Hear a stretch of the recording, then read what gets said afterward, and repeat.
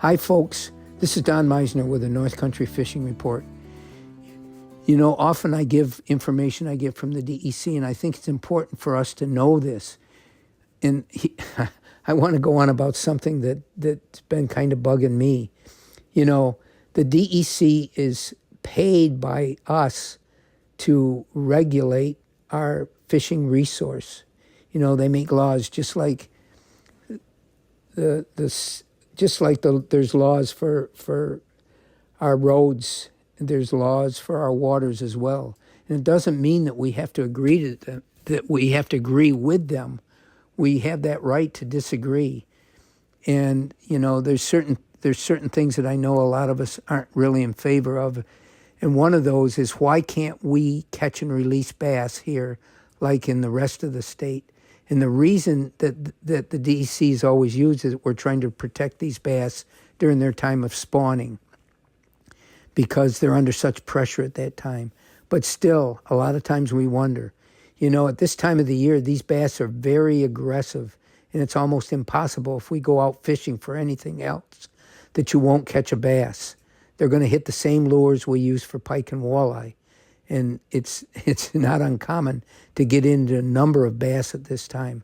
But I think the important thing that I wanted to talk about is the fact that, you know, even though we don't understand and we don't really agree with that law, we have to abide by it. Just like the speed limits that we have on our roads, we might have a really fast car and think, geez, I should be able to drive faster. But we can't. If we disobey the law, we're going to face the repercussions from that. And the same thing with our water systems. I think it's easier to try to help the DEC to do the best that they can do. This is something I would always recommend, and that's what we're trying to do. We're trying to adhere to their policies and perhaps help them along the way. Like I talked about before, one time when we had a bunch of kids from one of our schools come to help stock the trout in one of our streams. And the other thing we can do is try to adhere to what the DEC is trying to do right now with our walleye populations in enhancing their reproduction possibilities by making sure that the areas that they reproduce have the right structure to encourage them to use these areas.